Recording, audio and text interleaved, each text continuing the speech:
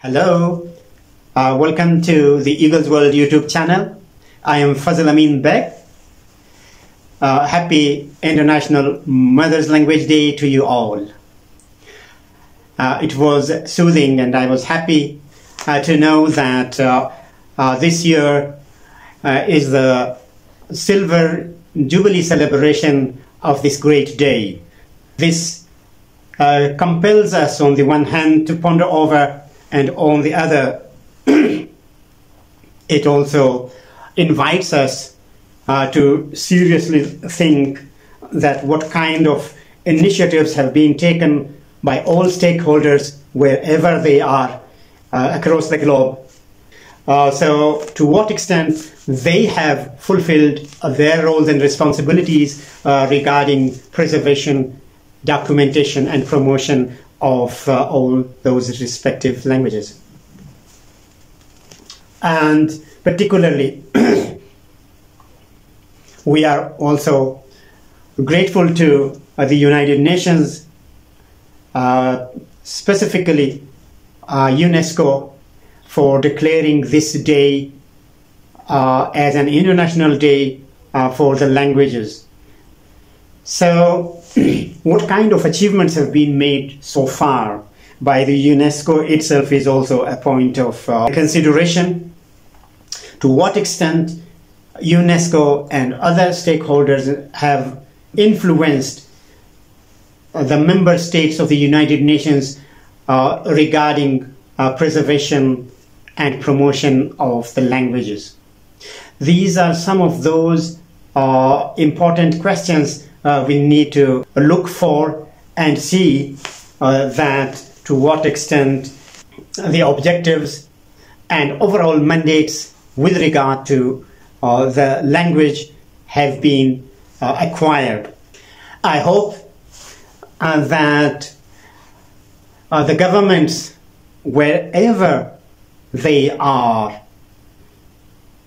what they have done with regard to the languages of their countries, and particularly those languages they are indigenous, and those languages they are less in population.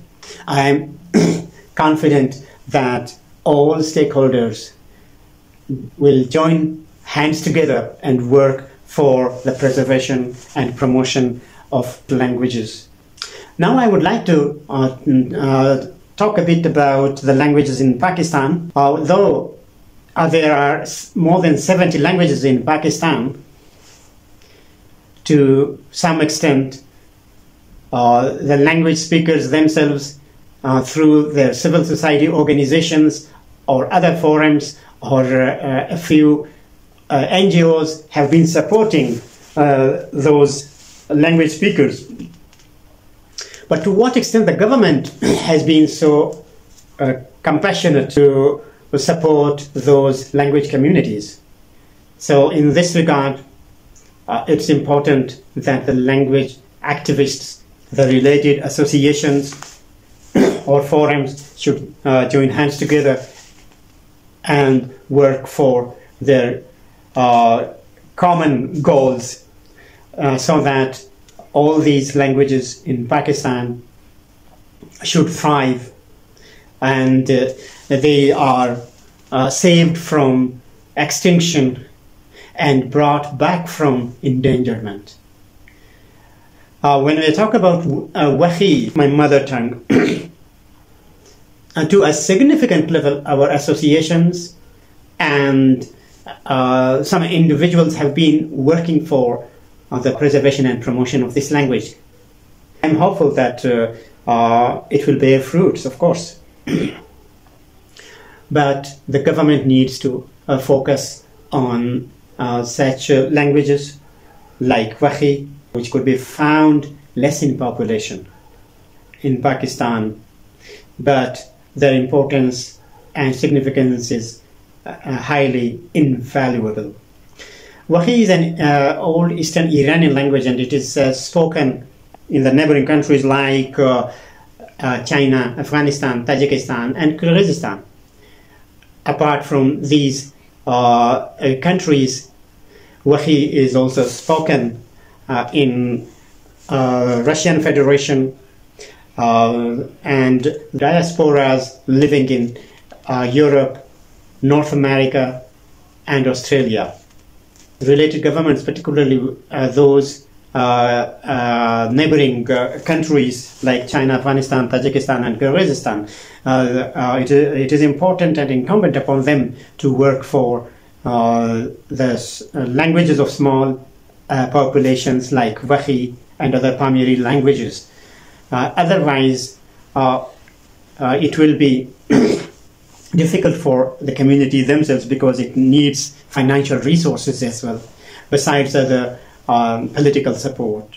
So script is the important consideration for which these countries need to be open-hearted and generous enough, because these people, the Wahi people, for example, they are less in population, and on the other hand, they are scattered in different countries, and then the scripts in their respective countries, they are different. For example, two Persian language states are there, such as Afghanistan and Tajikistan, but the writing system for Tajikistan, it is Cyrillic, while in Afghanistan it is Arabicized. In Pakistan, for instance, it is the national language is Urdu. In China, it was really also shocking for me to witness on the ground that thousands of Tajik speakers, they have lost their languages. More or less 5,000 in Yarkand, Poskam, Kagalik, and other areas.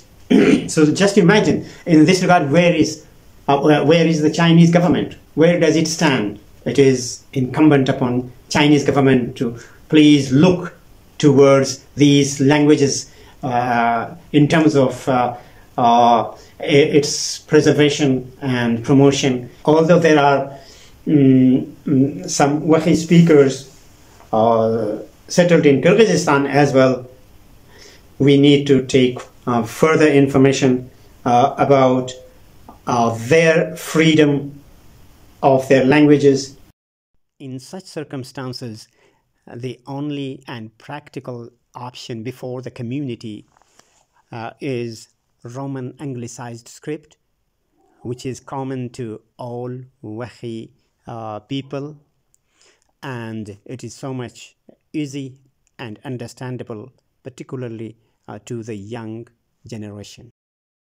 It's also noteworthy that on the anglicized script in Pakistan, the related researchers have already contributed a lot, and it has become a part of mass education.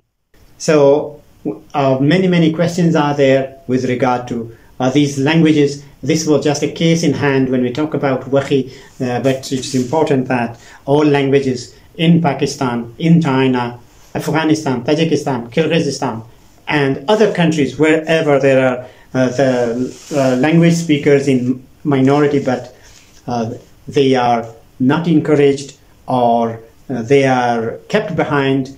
So in that respect, I think the governments, first the local communities themselves, if there are the leaders, they should come forward and lawfully fight for their language rights. And then the government itself, they need to be generous enough. And when we look towards the UN, for example, top-down approach, then the UNESCO should take it as mandatory upon itself, and to evaluate to what extent it could succeed in their mission with regard to languages preservation, documentation, and promotion. So with these few notes, I'd like to end it up here, and all the best to you all once again, and hope to see you next.